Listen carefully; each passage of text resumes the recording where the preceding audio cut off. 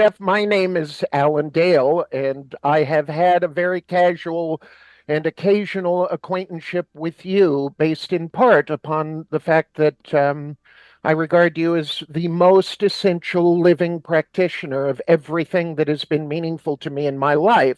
Growing up with extraordinary privileges, living and traveling with both Buddy Rich and Louie Bellson, I survived those things, and you helped me because, in all sincerity, and I won't get all mushy. I have Well, I time. might. Uh, the first words I ever spoke to you are the first words I ever spoke to Ray Brown. And somebody of the stature of Ray Brown, I know you can relate. People of his era and what they contributed to our lives is something that I thought I could never express in words. How much what is meaningful to me about what they shared with the world. And the first words I ever spoke to each of you under separate circumstances was, "Thank you for helping me to become a better musician." Oh, okay. Well, I appreciate that. Instead of thanks for helping me become a better drummer, there are way too many drummers out there that can't play any music. So I like your Yeah. choice of words there. Thank you. Well, you're a master painter with sound, your dynamics, your sensitivity, your subtle and definitive forward momentum, the musicality of everything that you've ever touched relating to the musicians around you and what you were engaged in doing simultaneously has been profoundly impactful on me. So I'm grateful to my dear friend Brent for, that's his name, right? Brent, is it? Anyway, Last time I uh, checked. for allowing me to, casually participate because your existence as a professional and the quality of your character as an educator and as a conservator of an indigenous American art form that I consider to be perishable is something that I admire and for which I'm grateful. Man, I take all those things back about the still picture. You're not a stiff at Yeah. all, are you? Here's a short version before we begin. No, we've My begun, dad. baby. I'm not taking that out. Oh We're leaving Lord, that in, baby. we're That's doomed. too good. I'll do a bit of an intro to let folks who know we're talking to, but you go ahead, Alan. Yeah. My simple acknowledgement is that I was born into an unbelievably privileged environment because my father was a vibes player. First time he worked in Vegas was for 5 months in 1947. In Okay. 47, my dad was on the scene. And he became friendly with people like Red Norvo and Milt Buckner, who was my godfather, and legendary people like Benny Carter, and ultimately a great drummer who survived working for Louis Prima and Keely Smith and Sam Butera, and then was with Wayne Newton for 3 years, Harvey Lang. He Okay. became my teacher, and he introduced me to Louis when I was 14. And Okay. Louis became like my father, and I traveled the whole country with him for he was like my dad for 33 years. I Really? lived in the same places with him. I know he gave you a watch, which is a supremely meaningful event for in the context of who it was and what he was expressing. He and I spoke about you even, I mean, in the 80s, about you being on the scene and invigorating the quality of swinging as a concept instead of relying or instead of relegating the concept of swing to the more modern guys who seem to play everywhere except where I would want them to play.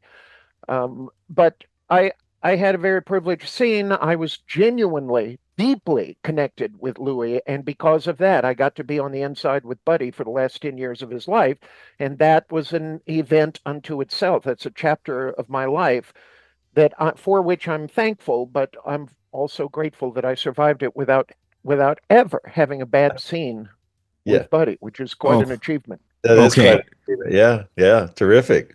Here we Wow. go, folks. You're just joining in. I'm going to tell you who we've been speaking with right now. Showtime. Welcome to the show. I'm Brent Holland. Welcome, one and all. Get the coffee going, get the tea going, or a beverage of choice. Settle in your most comfy chair, kick your feet back, and relax. This is your time to relax. Like dad jokes, we musicians have something called musician jokes. And in that group of musician jokes, we have something specifically called drummer jokes. Now, here's an example. What did the drummer get on his IQ test? Drool. How do you know in the drum risers level? Jewel comes out equally both sides. Do you see a pattern God. here? And finally, what do you call a zombie who plays drums? A deadbeat. Tonight, we're going to talk about music, in particular jazz, and in particular to that, jazz drummers and the approach that they take. Jeff Hamilton is a legend in the community. He is seriously legend.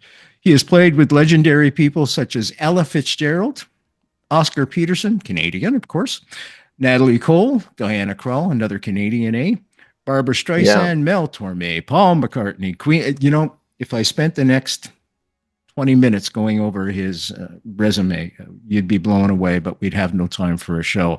I'm also happy to welcome my dear friend, Alan Dale. Friends of this program may recall that in addition to his responsibilities within the JFK world, that's how we first met, by the way, in Dallas, Alan is a professional musician, a drummer with his own extraordinary background, having traveled and been mentored by Louie Bellson and Buddy Rich. Welcome, Alan. Okay, let's start off right away. Road stories. I love road stories, baby. Jeff, can you share a road story about Oscar Peterson? You had shared one to me at a drum clinic here in Kingston, Ontario, about his steak. Yeah. That was my first dinner with Oscar. And for those who don't know, Oscar Peterson was a real foodie and wine knowledgeable, finer thing. He knew all about all the finer things. And we hit it off right from the beginning. We're both Leos. We both have a lot of the same background, parental and music-wise teaching. And so I had done my homework, which I do on every gig that I was going to get on. I learned the book. I memorized the book so that you're expected to be the drummer for however long you want to be there or however long the leader wants you there. And I played every gig my first night so that the leader would not have anyone else in mind at the drum chair. So that's how much preparation I did for each gig. So, I started listening to Oscar Peterson records when I was 10. So we're talking about 1962, 63. And memorizing everything the great Ed Thigpen did and all of the records. Ray Price later on in the 70s and the drummers that had played with him, Terry Clark and another Canadian. And so I knew he was a big foodie, and I am somewhat, but I didn't eat the amounts that he was eating at that time. I had just worked out and was the thinnest I'd ever been and was playing tennis 5 days a week. And so I get onto the gig. We're in tuxedos, and the limo takes us to the restaurant that Norman Granz had turned him on to. And we get the private dining room, and the waiter comes up and says, Dr. Peterson, what would you like? And now it's Oscar across from me. To his right is Ray Brown. I'm directly across from Oscar, and Herb Ellis is to my right. I knew Herb wasn't really a foodie. I mean, he would eat, but he didn't really get into it like the rest of us did. So Oscar said, I'd like to start with the French onion soup. I'll follow that with a full-size Caesar salad. I'd like the 24-ounce bone-in steak, and I'd like the Lyonnaise potatoes and a side of asparagus. I see it takes 2 minutes for the souffle. I think I'll have one of those souffles. Very well, sir. And I'm stunned at the other end of the table. I was like, whoa. Sir, to Mr. Brown, what would you like, sir? I said, well, that French onion soup sounds good. I'll start with that, and then I'll have a full Caesar also. I'll have the double cut pork chops and the haricot vert and the Lyonnaise potatoes. Those sound good. And I'll have one of those souffles too. So the waiter comes around to me and he says, sir, what would you like? And I said, may I have the chicken Caesar salad? Oscar leans over to Ray and says, I guess your boy doesn't want to be in the band too much longer, does he? And I'd like the 24-ounce bone-in steak. Big eater. Yeah, Jeff, when you approach drumming, do you wear different hats when in the studio and performance-wise? In other words, maybe when you're performing, you'll add a little flair, crossover, or something like that you might not do in the studio, or is it pretty much instinctual? No, I didn't set out to do a lot of studio work. I didn't want to. I didn't want to do serial commercials or TV shows. I am in a few movies, sound like Good Night, Good Luck and The Crazy Rich Asians and a few, but they called me for what I do. So they want you to do what you do. They don't want anything extra or special. They want, we call it the Natalie Cole Unforgettable. We want you for that, brushes, do what you do. So no, I don't really, I don't have a performance mindset versus a recording mindset. I just go in and own what I'm supposed to do, and I'm responsible for what they want, and still be responsible to myself for what I can do because they called me for me. How Yeah, do it's you approach setting up your kits for the kids? very simple answer. I give a student $100 to do it for me.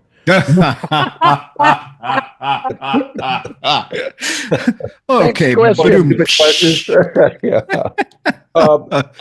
I learned from an early Max Roach article that he said, sit the way you're comfortable, which he had been told, and I subscribe to from my teachers, from your hips to your knees, they should be parallel to the floor. Not higher, not lower. And so that's what I did, as opposed to Art Blakey and Buddy, as you know, Alan, and Louie. They both had high on those stationary thrones. Ed Shaughnessy, they all had these stationary thrones that sat very high. And I wasn't comfortable on those, even though I was trying to be Buddy Rich most of my life, well, early life, up till about 15, 16 years old, and developed back issues, and studied with John Von Olin, who then said, your legs should be parallel to the floor from your hips to your knee. I went, okay, I got to go back to that again. So get comfortable. Now, where are you positioning your snare drum if you're going to play rudiments in front of you? Start with that. Now, where is your bass drum going to be? Where's your right foot? Just to tap your foot. I play heel down 90% of the time. So if the farther your leg is out, the more your foot can raise up to get more out of the bass drum pedal. So where is that comfortable where you can tap your foot and get your foot raised as high? And those are the essential things. And then you set everything else up around that. In the Max article, he said, after you get set up with your legs, he said, put your arms in an L-shaped position with your shoulders down to your elbows, parallel to your ribs, not behind them or in front. Don't reach. Just go with gravity straight down. Now, you got two L shapes. Turn from the waist, and you should be able to touch everything in your drum set, or you're not set up properly. And so that's still what I subscribe to. Mel Lewis did that, and Philly Joe Jones, all of my Shelly Manne, Jay Canna, all the heroes that I spent some time with, Ed Thigpen, that's what they did. Whether they read that article or not, that's what all my heroes did. And it just made sense. And I think I avoided a lot of physical issues along the way because of that. Louie was known for a big kit, double bass drum, toms, everything. Have you ever entertained the thought of playing on a big kit? You had mentioned Buddy was an influence, and I know Louie was as well. What, and give up show business? Because you got to lug that stuff around unless you get a guy like Alan, right? You're going to have to pay that kid more than $100. That's right. That's right. Ray Brown tells a story that, when they were on Jazz at the Philharmonic tour, and Louie had to go someplace else for another engagement. And he said, Ray, would you just make sure that my drums get to the airport at LAX, and I'll have somebody pick them up. But can you pull them off the belt, and make sure they're all there? And he said, sure. So he said, Ray, I didn't even think about it. So we get to LAX, there are like 18 cases stenciled with Bellson's name on it. He said, I had to go to a chiropractor the next day, just pulling it off of the belt. Oh, man. Go ahead. I was going to say, and he was using 24 bass drums, wasn't he? 24-inch bass drums? Yeah. Incredible. And so I was forced to play a double bass drum set a few times in my life. The first time was a hysterical story. The Creative Drum Shop in Scottsdale, Arizona had just opened in 78, I want to say. And I just played a Concord Jazz Festival at the Performing Arts Center the night before, and drove by with a friend of mine, bassist Jack Radovich, I was on the Tommy Dorsey band with. He said, yeah, the drum shop's opening up. You want to see it? I said, sure. So we drive by this new drum shop. The owner was in there getting ready with the lights on at 10 o'clock at night, getting ready for the next day. And he said, what are you doing tomorrow? You're Jeff Hamilton. You got to help me do my grand opening clinic. And I said, tomorrow, and I said, yeah, I can stick around tomorrow. He said, Steve Smith's going to be here, and the two of you can do a joint clinic. And I said, oh, brother. Journey, Steve Smith? And he said, yeah, I didn't know Steve at the time. And I said, are you sure that's going to work? Because I was playing Gretsch drums with calf skin heads and old K Zildjian. And I thought, got the big Sonar Sunburst orange double bass, Yeah, and I thought, what are we going to do? So I said, well, I'll give it a shot. So I met Steve the next day, learned that he was a Tony Williams guy. I went to Berkeley. He was a jazz Yeah, drummer part before he sure. got the Journey gig, and we just sat down, graded fours a little bit in the practice room. He said, "Okay, let's blow their minds." It was in a big tent in the parking lot. And he says, as he announces us, let's go out and cross halfway to Yeah. our sets, and you go to mine, and I'll go to yours Yes. and we'll Oh, trade yeah. eights. And it was pretty wild. He was right. They're looking at us like these guys are from Mars, And I could That's have cut him. beautiful. I could have cut him because he plays all this hip stuff on my four-piece set, and I Uh-huh. felt like I was on a Yeah. king-size waterbed I couldn't get to the edge of. Yeah. But Barrett was quite a character and a very, very familiar part of my childhood. And Uh, then when I was traveling with Louie, we'd be in Chicago at Rick's Cafe American at the right, Holiday Inn every right, year. We had a right. beautiful 11th floor suite, and it was a Yeah, I gas of a played there. gig. Mhm. Well, Louis learned a valuable lesson. He's someone who continued to study for the rest of his life. He was, as you well know, he was conscientious as a student of music, and he always had a practice pad where we were staying. And but he learned a very valuable lesson that I think he deeply regretted, and that is he asked Barrett to sit in for a quartet or quintet. Larry, um, anyway, beautiful. George Duvivier playing bass, great quartet Larry or Novak. quintet. Rain, that's right. Larry Larry Novak. Novak. Larry Yeah. Novak, exactly. And either Teddy Nash or Pete Chrisley did it one time, and it was wonderful swinging gig every year. Beautiful scene, nice people, beautiful girls, and Barrett and his wife Jane.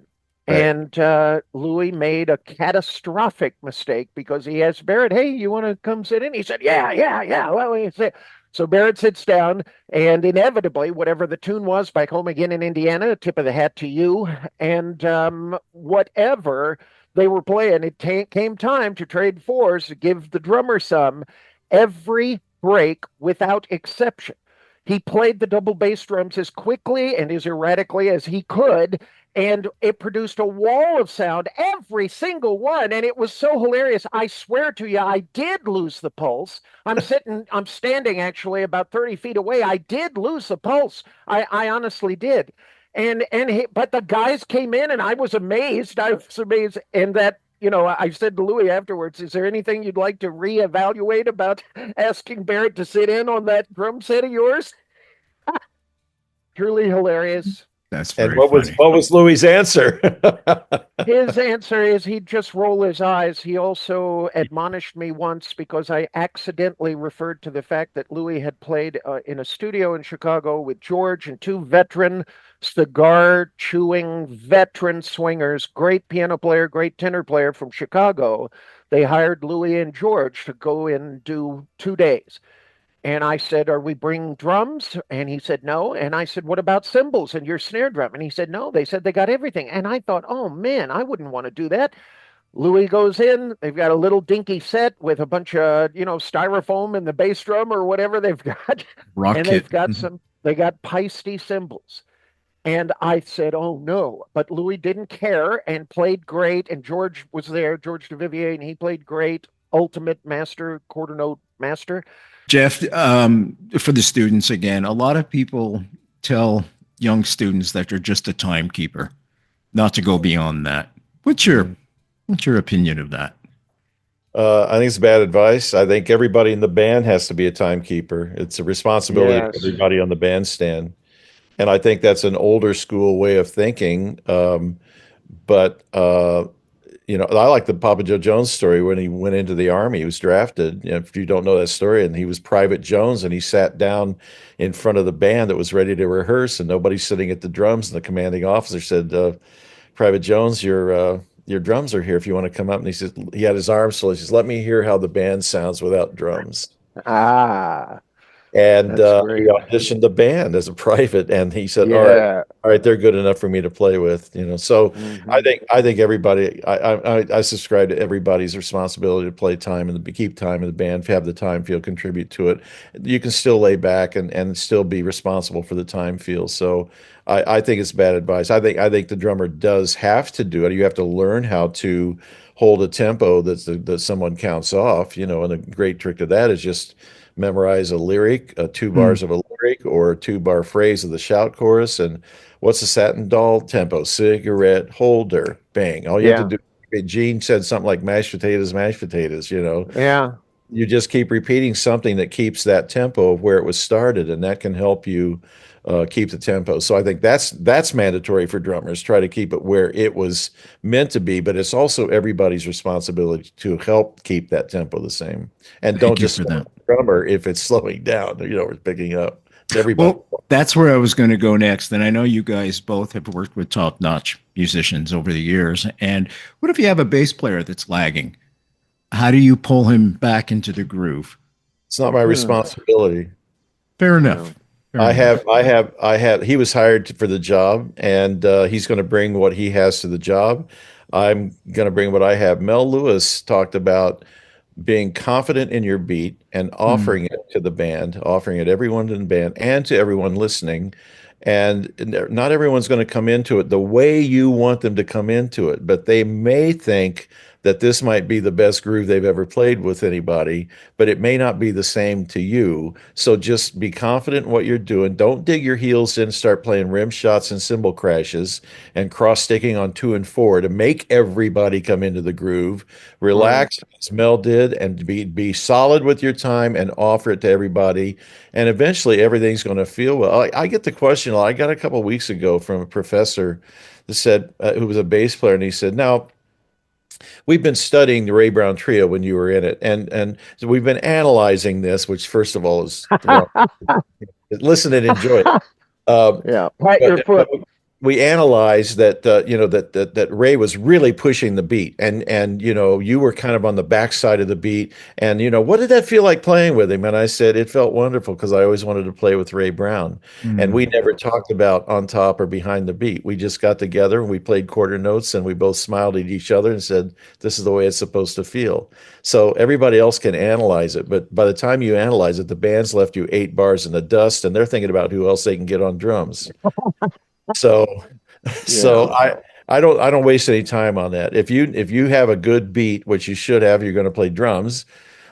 Then you offer that to everybody, and it might have a very wide beat, so anybody can place where they want to within the width of that beat. I don't poke Mm. them in the ribs with a staccato quarter note. It's this big. So dang, dag a dang, dag a dang, dag a dang, and they can put it anywhere they want in that.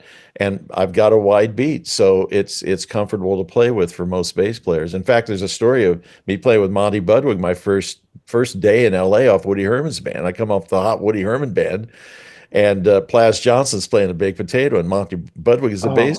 Oh. So I get to bake the baked potato, and we're flamming like this quarter. He's that far ahead of Mm. me, and Hmm. 23, you know, so I'm still digging my heels in when stuff isn't right, you know, the big bad, Hmm. you know. So I thought, okay, I need to talk to him on the break, see what I need to do to make this feel better. After the first tune, Plaz Johnson turns to his right, away from Monty Budwig, and said, "Just play with me, Jeff." So Oh, wow. I played the Plaza's time. The rest of the set went beautifully. I get up from the drums after the set. I go over to Monty Budwig, and I know exactly what I'm going to say. I'm a diplomatic, nice guy, and all that. He sees me Yeah. come. He turns around and he says, "Young blood, you sure sounded beautiful, man." And I went, Oh, wow. "You too, you too." You know, so I mean, who are we to say individually what Yeah. isn't happening on the bandstand? How interesting. Everybody's got their angle on what feels good and what doesn't. And it comes You together in just some Did you you, sort of. just alluded to what I've wondered. There are a couple of things that I've wondered that I've never been able to address with you. You've made a very brilliant contrasting statement regarding legato versus staccato, and I think I recall that at one point you felt that you were just another machine gunner very early in your playing, and yeah, I I wonder wanted to if there be. was, yeah, of course, we all, of course. But was there a conscious effort on your part to soften, to broaden, to loosen, to transition from staccato to legato? Yes, I didn't make a jazz ensemble after I'd played in a college jazz ensemble from 15 years old to a senior in high school. Then I go to Indiana University and I didn't make one of the top three bands. Hmm. So I asked David Baker what I needed to do and he said, "Oh yeah, you swing too hard. We don't need all that." And what he was Oh, saying was, you're swinging too hard for my music. My compositions don't need Buddy Rich in there cranking it I out. gotcha. Right. Yeah. To case in point, Peter Erskine was a freshman that year, and he was the drummer in David Baker's band because he knew how to color and splash. He was more mature of a player musically when we were freshmen than I was. I was a Buddy wannabe. And so Right. he, Yeah. he had already played with Roberta Flack and a few people. So he knew how to sort of dance and color around David Baker's music. So the second Mhm. semester I got in the band, but I had gone to John Von Ohlen in Indianapolis and Oh, of course. he didn't have all the technical wherewithal that Buddy did. Of course, nobody does, or Louie. Right. Right. But that I'd play for me, and I did, and I blew the windows out. What da da da da da Yeah. da, you know. Sure. And he says, "Well, that was impressive, but I don't know what the hell that was. What do you Yeah. want from me?" And I said, "Your ride cymbal feel, your tone Yeah. feel, your looseness." And he said, "Well, you Yeah. got to throw all that other stuff away. You have enough technique to last you for the rest of your life." So Yeah. I got the legato stroke from just throwing the stick down on beat 2 and 4 and letting it bounce 3 times. Dang, dag a dang, dag a dang, dag a dang, dag a Yeah. dang, dag a dang, instead of manipulating every stroke. Right. Right. There's a But quote it here. says, Hang on a I'm second. sorry, go ahead. That's okay. There's a quote here, Jeff, I want to read, and it goes, "When I was 19, this is one of your quotes, by the way, I set my goals. I wanted to play with Oscar Peterson, Ray Brown, Woody Herman, and the Count Basie Orchestra. When I was able to play with all four of those people that I had dreamed of, I realized, oh, I'm not 40 yet, so I guess I'll get to die when I turn 40. Now you're 39. You're turning 40 in August 8th, is it? Fourth, yeah. 4th, okay. August 23rd, by the way. Okay. Right on the cusp between Virgo. I don't know which part's Virgo and Leo, but anyways, Okay. it's a scary scenario. Plus, I'm part Newfie, so oh my goodness. Oh Lord. When you turn 40, are you going to die, or is there somebody else you'd like to play with? Um, Actually, when I reached that point, it was kind of a realization that I just wanted to play great music with great musicians that I got along with, that I was comfortable with, that you can sit down and have dinner with, Hmm. that you can be on the road with and look out for each other, and they're great musicians. I just want to play with those kind of people. Woody's band had all these cliques in the band, and I loved Woody Herman. We got along great, but there were several different cliques in the band, and it wasn't always pleasant, to put it lightly. And I thought, Mhm. and Lionel Hampton's band was kind of like that. There were these sects of different ways of thinking, and sometimes you kind of feel alone in a band like that, and it doesn't need to be like that musically and personally. You sometimes you're playing, you go, nobody's listening, or they're not into what I'm trying to do, and I'm trying to serve the music for Hamp, and so I made it kind of a goal of mine to just play great music with people I love to play with. So that's what happened after I reached all those goals of playing with people, and not just playing one night with the people. I mean, I wanted to be in the bands. I wanted to be the drummer in that band for a certain number of times. So Mhm.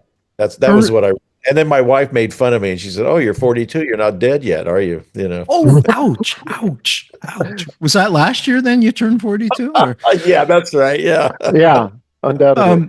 yeah, me too. I'm going to be 39 this year. Jack Benny Again? joke. Again, yes. Again. You're getting good at it. I've got lots of practice. You're a leader of 3 working bands. Do you prefer big band, trio, all of the above? I like playing great music with great musicians. Is Good that is the answer. There you compound go. answer? Bingo. I don't like playing in lousy big bands, and there are plenty of those. I don't like playing in lousy trios either. Sure. I guess that's why I'm the leader of all the groups because I can pick and choose who's in the band, and along, of course, with John Clayton and the Clayton Hamilton Orchestra. Oh, But yeah. the other two trios, I can kind of have the final say. No, I don't kind of. I have the final say in the organ trio and in the piano trio, and Mhm. it makes a big difference being on the road, people that you're compatible with, and we put together arrangements in a van on the way to the gig, say, hey, well, how about Sure. certain tune, and that I want to weave in and out of a brush solo here with certain pat. How about on the fourth bar we go ba da do da da, and then somebody write it down, and we get to the sound check and we try it, and we say, okay, let's play this a couple more times, and I think we got it. So that's the way the music would kind of evolve, being on the road a lot. So that's kind of my answer for that, I think. Fair enough. Jeff, They play with the chart. There could be charts that come in, and they last about twice through reading, and then I get my knife out and I cut about 3 pages out, and and then we streamline it for the next, I don't know, a few times we play it until we got it where we want it, and then the chart is just obsolete after a while. I mean, I pulled out some of these original charts that the two of the other guys have brought in and just laugh at them because we don't do that. Is oh, this the right chart? So it evolves over time. And people, that one thing that bothers me about young musicians is they're emailing me asking me for the arrangement of the tune. uh, Like, why Oh, we had to yeah. transcribe that stuff from an LP. We had to mhm. figure out the chord changes. We had to figure out the rhythm. We had to drop the needle on the LP. You got to earn that stuff. I'm not sending you, and so, but I don't get into all that. But it bothers me that they even ask. So I'll just say it's evolved from what it originally was, and there's no chart on it, which is true. There is no chart on it. And you leave room for improvisation between as well. Right, right, right. And that's something. It's funny. Neil Peart was asked, drummer for Rush, by the way, folks. Right. And I know. Yeah. okay, rock drummer. He was asked. He said, "Why do all the guys that come to see you, because it's mostly guys who go to see Rush for some reason, all do this when you're doing your roles?" He says, "Because I do my fills the same way every time." Hmm. Hmm. I disagree with that. I think it's got to be more spontaneous. I think it should be more. You got to have a vibe for the night. You got to have a vibe for that moment. How do you feel, Jeff? Well, I think in his case, he's absolutely right. There's music that is structured that if the fills are, I don't think it was a safety net for him. I think No. his became part of the arrangement and it's or of the piece, that's the composition, maybe not even the arrangement, but the piece. And a jazz case in point is Terry Gibbs' Dream Band or Bill Holman's big band or Thad Jones, Mel Lewis. You try to play one of those charts and don't play what Mel Lewis played, and you sound stupid. If you keep Mel Lewis in mind and you go rubba dubba dubba doo ba dubba dub, then you're gonna have a chance at making that piece of music come to life as well as Mel did. If you start hauling butt on it, go and Right. oh, this is going to be great. It doesn't fit the music. So Rush's music, I think, was structured for Neil to have his fills became as important as the melody. And Hmm. so in that idiom, I think he's probably right, and they need to be the fills. And you see, hey, how many thousands of people are sitting in the audience playing the fill with him? So they obviously want to hear that.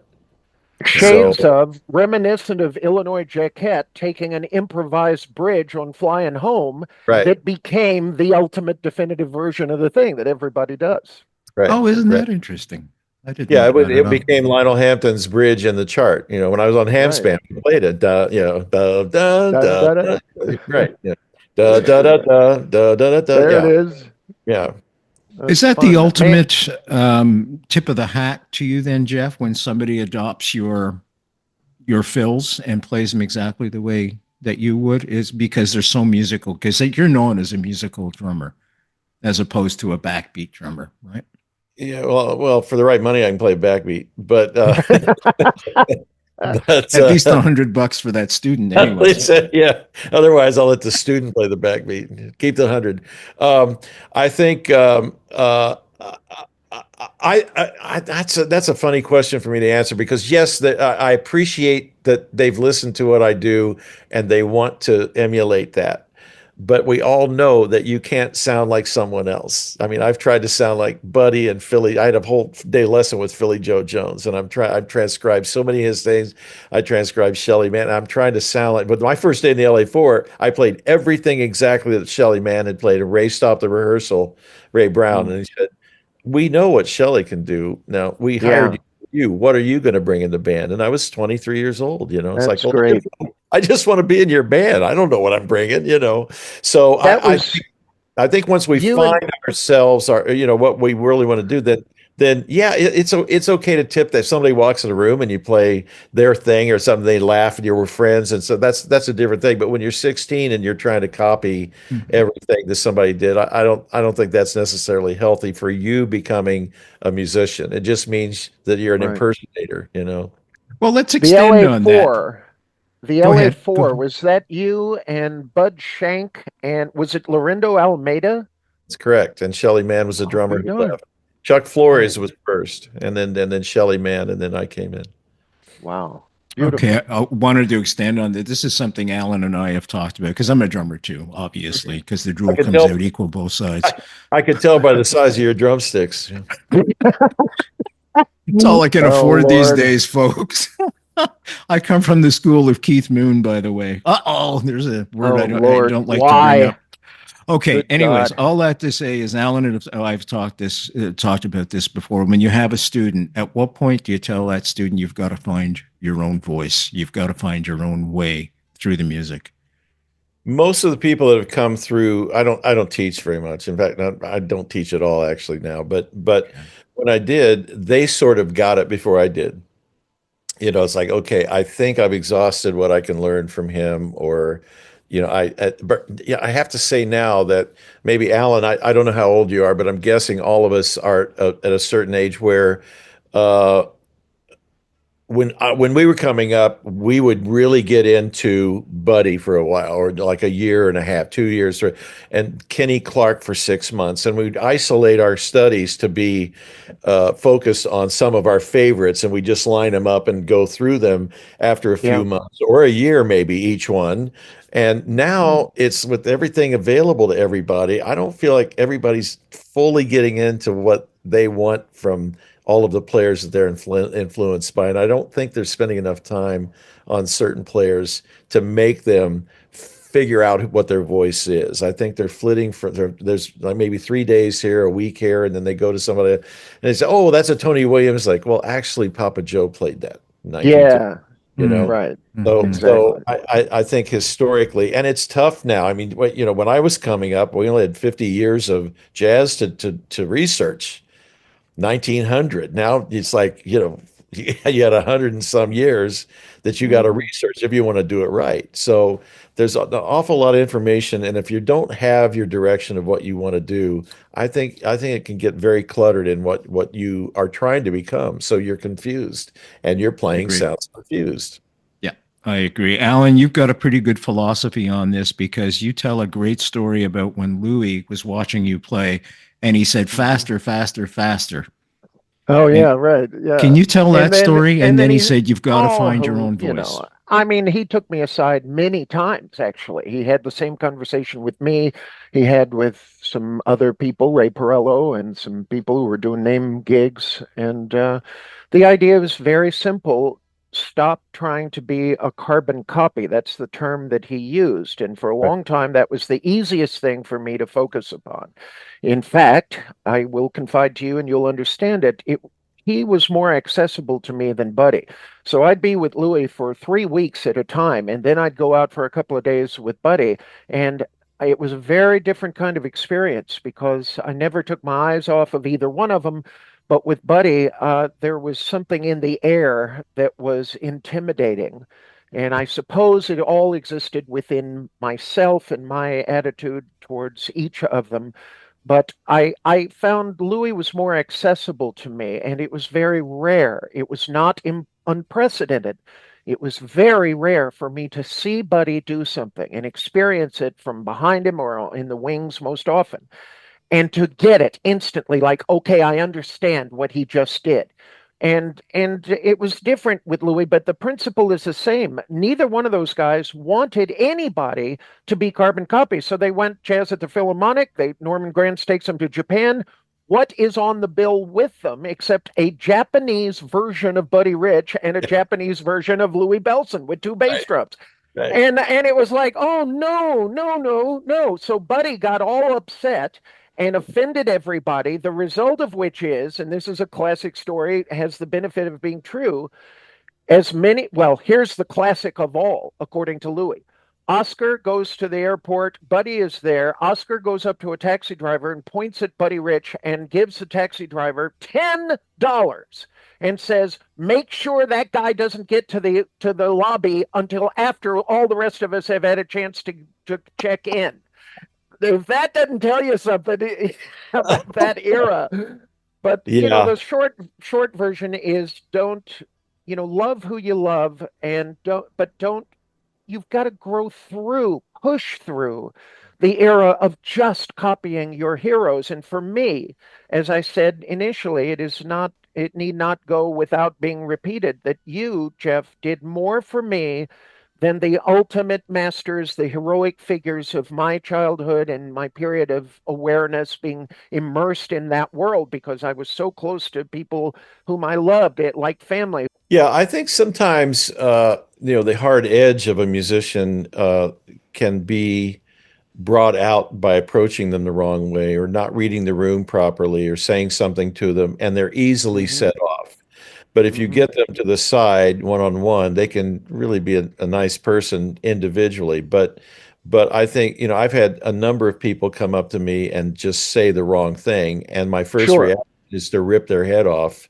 Right. But I also know quickly I have to go, they didn't mean that. They're just nervous, and the first thing they thought of came out instead of filtering what they Yeah. probably should have asked. For example, at a drum clinic, a 14-year-old raised his hand. I just played a little bit. I said, who hasn't seen me play or hasn't heard anything that I've done? He Mm-hmm. raised his hand. I said, okay, I'll play a little bit so you see what I do. And I played traditional grip. And so I played Mm-hmm. a tune, I don't know, some bebop tune on the drums, but you could tell what the melody was. And I finished, I played little brushes, and I finished. I said, any questions now? And this kid raised his hand. He says, yeah, what's wrong with your left hand? So, Yeah. those moments, if you said to Buddy Rich, rightly so, he should rip your head off. So No, I'll I'm not say I'm not aiming this at you, Alan. I'm just saying that no, that of course. and all the people you did mention were always gracious to me. They were Mhm. kind-hearted, and you knew you could approach them and talk with them. And Yeah. and some musicians that have been rough Mel Lewis was rough with me. We ended up being great friends, and I flew to the day before he died. I flew to the hospital in New York. I'm in a Oh. cast from blowing the ligament off of my right elbow on a tennis court. And he Oh. looked at me, and he's got like 95 pounds, and he says, "You idiot, what'd you do?" And I said, "I got the cast. I blew the ligament off of my elbow." And he says, "We need you. Stop that." Yes. And then Beautiful. I stayed with him, saw him, and so it came a long way from I'm Jeff Hamilton on the Tommy Dorsey band. I'm 20 Oh years yeah. old. It's Sure. a pleasure to meet you. You sounded terrific tonight. I'm a big fan of Uh, yours. Yeah, right. I'm at this hotel with the Tommy Dorsey band, and he goes, "Well, no shit," and turned around, and I was Yeah. dismissed. So, but I got through that with him. So I thought, man, I have to know this guy, and so when you get to know these people that they're under the crust, sometimes they're really wonderful folks too. So Jeff, I'm first, told, I'm told Buddy was, but I never was able to do that. Every time I was introduced to him, it was a horrible situation, and I had nothing oh in no. any of those Can you tell situations. us? Can you tell us one of those situations? Well, the last one was I'd been hired to join the LA Four, and I went to see Shelley at the Hong Kong bar in LA, and I'm setting up on the terrace where the bar is, and the bar's behind me. I don't see anybody at the bar. I'm not paying attention. I'm listening to the group, and Mm. Shelley's blowing the windows out. So it's just great. And so he comes up, he sees me, he comes up and he says, "Youngblood, how you doing?" And Mhm. I said, Shell, great, man. You just played your butt off tonight, man. I said, I don't know how I'm going to follow you in the LA Four. And he says, you know what to do. Hey, do you know who's right behind you? And I said, no. And he says, get up. I want to introduce you to somebody. I get Oh up. wow. I walked to the end of the bar, and Buddy's like hovering at the end of the bar, hiding, Mm-hmm. And Shelley says, "Bernard, do you know this young man?" And Buddy looks up at me and he says, "No." And he had met me Uh-huh. 4 times, but he didn't remember. And Right. Shelley says, "Well, you better get to know who he is, because one of these days he's gonna hand both of our asses to us." And Buddy goes, That "Oh helps. yeah." Oh yeah. So just like I never got to know Buddy.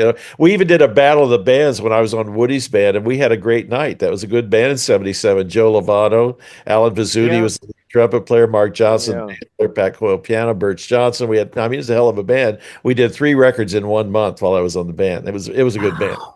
And we opened in Boston before Buddy's band, and Buddy was mad. He fired a trumpet player on the first tune, and we went in. No.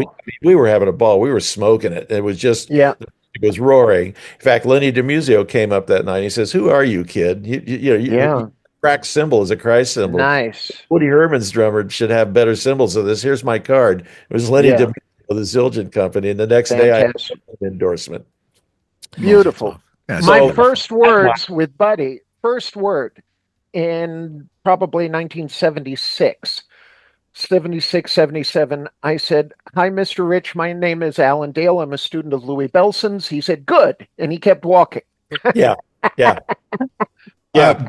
Jeff, I've kept you much longer than I had promised. Do you want to? I just have one more question for you. Sure, If that's sure, or sure. unless you want to stick around, we can go a few minutes more. It's up to We can you. go a few minutes earlier, but Alan, the thing I was going to tell you about Lenny is he said, "Have you met Buddy?" And I said, "Well, I've tried, but unsuccessfully. Yeah. I'm going to take you up to his dressing room." So we go to the dressing room after we'd played, and Yeah. he opens the dressing room door, and Buddy's looking in the mirror, and I think he's putting on his toupee, and he was embarrassed. "Close that door! Who told you could come in here?" So I mean, Right. every God. situation, it was just horrible. So Yeah. I never got to know him. He did tell Bill Byrne, the band manager, tell that kid he sounded good on the first set. So Excellent. that's about all I got from him. He would have known. He would have cared. Believe it or not, he would have noticed. He Now I would got have. two. I got two favorite drummer things that you may not know, and I'm posing a Okay. question to you. Who was Oscar Peterson's favorite drummer? I hasten. I hesitate would say you, because I no? read his autobiography. Well, I would say me. Here's the line that I shared with you years ago. It was a casual thing. We never got beyond a certain level, but I did set you up pretty artfully. I had just done several concerts during the era where Snooky and Marshall were working together. Yeah. And so I got to do a thing with Snooky and Marshall, which was heaven on earth for me because Yeah. I love those guys so much.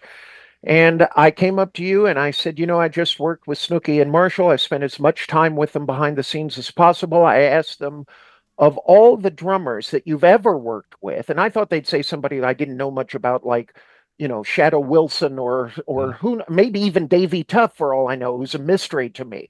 But I said, "Who is your favorite drummer?" And then I looked at you as earnestly and as heartfelt, as sincerely as I could. And I said, "Guess who they said?" And you said, "Who?" And I said, "Sonny Payne." And then you laughed because I was setting you up like they were going to say you, which in fact is what Snooky had said. But I pulled the rug out from under you because, what the hell. I'm aware of the fact that Oscar had a great deal of nice things to say about Louie Bellson. He thought Louie was very good. We talked a lot about Louie. He adored Louie Bellson, and I understand I'm glad. there's this record with Sarah Vaughan with Ray Brown, and it's called there's a track. How long has this been going on? And man, they're just Yeah. magical on that. It's like, yes, that's that. Now I understand that. And then Ray Brown's was Buddy Rich, much to everybody's surprise. He said Buddy Rich. That is. He says, but you listen to those early records with Ray, not when Buddy had his band, but you listen to Ray Brown. Jazz at the Philharmonic stuff. That's it. And Oscar Peterson recordings where he's playing That's brush. right. Ray and Buddy knew how to play together. I've had drummers call me and say, "How do you play with Ray?" And my answer is, "How do you not?" That's great. It's like you either want to play with him or you don't, and you make it work and you figure it out and you can play. I figured out how to play with George. He felt very different than Ray. Milt Hinton felt the same as Ray to me. Various bass players. I think we have to be careful as drummers to not make bass players feel the way we want them to. Well, we gotta let them come in to the music and allow them to come in and bring what they're going to bring in. And as a team, we've got to figure out what's going on. But a lot of drummers want to Beautiful. pinpoint the bass player, say, "I need your beat here," and Oh boy. that's not fair. Alan, you had something to say? Very briefly, first, you're being generous with us. For My sure. sincerest thank to For each of sure. you, Brent, for allowing me to participate with this guy that I regard as a personal musical hero and a true teacher in the most important way that a person can teach, which is by example. But my thought with regard to something we touched upon earlier, I've had my own fantasy list, people I would like to play with, just like so many of us. For you, Brent, I know it's Kiss, whatever. Anywho, the idea of having a favorite, ultimate kind of list of people that you'd like to play with, um, I just want to know if I understand you well enough, Jeff, that you and I might agree that we can agree that Brooks Robinson on third and Boog Powell on first is a natural combination of the people we would want to play with, and that with regard to the pitching staff, I'm tempted to suggest to you that instead of opening with Sandy Koufax or Nolan Ryan, what would you think if I said, how about we throw a knuckleball and we stick Hoyt Wilhelm right out of the gate? We put Hoyt Wilhelm on the mound for the first inning. What do you say? What do you think? I think you're ignoring Joe Nuxall. I've been guilty of ignoring him for as long as I can remember. I'm so sorry. I think you're ignoring Ted Klazuski. They had to even change the uniform for his big arm. I mean, Boog Powell's a genius, but come on. Oh hell. Yeah, but it's the chemistry between Brooks and Boog. I'm just trying to think Yeah, organically here in terms you of know what? people you want to play with. You know what chemistry worked as well, if not better than that, was the Robinson brothers when Cincinnati traded Frank Robinson to Baltimore and became Oh, the Triple Crown winner. The yeah. Robinson brothers were That's World right. Champions that year. So that was a pretty good chemistry from the Robinson brothers. Yeah, yes, sir. Yes, sir. Well, Anyway, thank I you so missed the much for Expos. That's all I'm going to say. Jeff, we're going to wrap it up. I've asked Alan this question before, so I'm going to skip Alan on this one. But what would you say to the youth of today? The same thing that people told me when I was young. Ray Brown and I talked about, I always said, "Oh, I think I was born too late. I wish I was around during 52nd Street and Birdland and the bebop era and I wanted to play with some of those people. Looking back, I would love to have played with some of those people." And Ray said, "No, you were born the right time. You might not uh, have made it through that period, like a lot of people didn't make it through the period, but you're here at the right time and you're playing the music you love." When I first talked to Ray about wanting to play with him, I said, "Can I have lunch with you? And I want to talk to you about what's my future." I'd already been on the Tommy Dorsey band for 9 months, and then Lionel Hampton hired me right off that band. I'm on for 3 months. He laid the band off, and I'd go with Monty Alexander for 2 years with John Clayton. mm, mm, mm. And then it's like, man, I got to do something. I want to play with you, Ray. I want to play the four people you mentioned before, Brent. And he said, "Yeah, but I don't know. Jazz is kind of tough right now." It was 1977. Hmm. And he said, I'm doing the Merv Griffin show. I'm playing electric bass on the Griffin show and I'm doing a lot of studio work. And he said, jazz is not really healthy right now. Fusion had made a big imprint on where people were playing, plugging in, and the Headhunters and Chick was plugging in, Herbie. And so, Keith Jarrett actually was putting down anybody playing the American Songbook then. And then I Oh, had to laugh brother. because he made like 20 albums or something, the Great American Songbook, the last 10 years. But he was against all of that. So just he said, if you don't want to be a studio player, then you just play the music you love and create your own scene and play your butt off every night because you never know who's in the room. Somebody's going to hear you, they're going to like what you do, and that's going to keep building your career. And I've always played like that. I don't know who's in the room. It doesn't matter if there are three people in the room. I'm playing my butt off tonight. I got music to Yeah. serve. I've worked too hard to play this music. I got these people on the bandstand I care too much about. They care about me. I'm going to serve the music, and if I go home tonight, nobody says anything, at least I can put my head on the pillow and smile that I played my butt off. And I got to learn about what I got to do. I did a couple things tonight. I got to figure out how not to do that. And you just keep growing, and the music keeps you honest. And something that young Gerald Clayton, John Clayton's son, has said is he thinks about honesty and clarity when he's playing music. So if you're doing that while you're learning it and you're studying it and you're honest with your bandmates and you're being clear with your statements and what you want to get across, the music's going to come to you. You know, I'm not a big fan of the state of the music business. I had a student who was he's probably no, he is the best student I've ever had. And he went to college and he started losing what we had done. And Mm. before his senior year, he stiffened up and he was playing funny. And I live a block from the Pacific Ocean. You got a big picture window from the studio that looks out at Catalina Island. And and he's looking out while he's playing. I said, what happened to you? And he said, what? And I said, you've lost what we talked about. Where's your swing feel? You know, you're applying the music now. You're executing. You're not playing Mm. what you want to play. Oh, well, yeah, I've tightened up a little bit so I can be more flexible in the music business because the state of the music business is changing. And I said, Uh, have you been listening to all these idiot students that can't hit their butt with either hand at the school? And the professors that never played with anybody, but they're telling you the state of the business, but they never were in the state of the business. They got their doctoral degree and now they're teaching at the same right. school, got their degree. They never got their Yeah. teeth kicked in on a band bus. Is that what you're telling me? I said, what do you see out there? The ocean. I said, yeah, yeah, I'm a jazz drummer. The ocean's a block away. Now, is that the state Hmm. of the business? You just have to be the best. You have to be the best at what you do if you want to keep doing this. And don't become like everybody else. So he went on to record with Michael Bublé. He's Seth MacFarlane. And he's Nice. Jeff Goldblum now, the Mildred Schnitzer Orchestra. He's in that band. And so I called him. I said, "So is that the state of the music business now?" You Oh, know, God. That's great. we just need a foot in our butt once in a while, and just to keep us on the straight and narrow. John Von Ohlen was that for me. You know, I when I heard Woody's band after I had decided to get off the band, off of Monty's trio and joined Woody's band, I heard the band and Woody had just come off a car accident. He had all his teeth knocked out. He went to sleep in his Oh, Corvette. He lost all his teeth on his steering wheel. He had his mouth rebuilt. He comes out on stage with a walker and a bicycle horn while they're playing Blue Flame. oh. And the band is angry with each other. And I'm going, oh, I made a terrible mistake. I left Vonnie Alexander to come on Mm. this band. And I think, so I go to Von Ohlen. And I said, I think I made a mistake. And Von Ohlen had been on Woody's band in 67, you know, so I knew he'd have great advice. So I explained the situation to him. And he says, well, you know what it sounds like to me is they need a good drummer.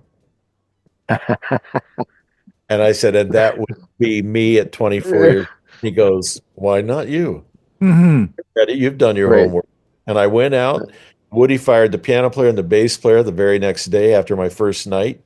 And he got the Wow. band together, which is the band I described that we played opposite Buddy's band in Boston. So, and we did Yeah. 3 records. I was only in the band 6 months before Ray hired me for the LA4. Be careful of staying in school too long. I keep going back to Tony Williams was 17 when he joined Miles Davis.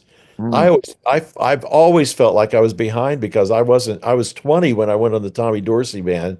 I thought there's Hmm. 3 years I could have been on a band bus, you know, right after high school. So Hmm. I feel like I was a late bloomer at 20. Now people Hmm. are getting their doctorate and they're 40 before they even play a gig with somebody. So Hmm. there's not enough sense of urgency, I think, to play the music you want to play and the music you believe in. I'm going to share a quick story with you. Maybe Alan knows this. We had talked about Alan's involvement with JFK. And Abraham Bolden was the first African American Secret Service agent handpicked by JFK. He was on my show telling a story about when he was in high school, and he was a trumpet player before he became a Secret Service agent. And there was always this kid in the back that was doing his own thing, doing his own thing. And finally, the band leader got fed up and he threw him out. It was Miles Davis. Yeah. It's a true story. Classic. Anyways, folks, I just want to say that we're living in an upside down world right now. like I've never seen before in my whole life. And I've had quite a few years under my belt to say that. Music is a constant in our life. It brings people together, it unites, it's a single voice. Don't let that go. Keep that alive and well. It will unite the world like never before. Take care of each other out there. Just open the door, smile at somebody, give them that human experience. Let them know they're not alone out there or struggling. I'm Brent Holland from The Brent Holland Show. Thank you all for joining us tonight. See you next time.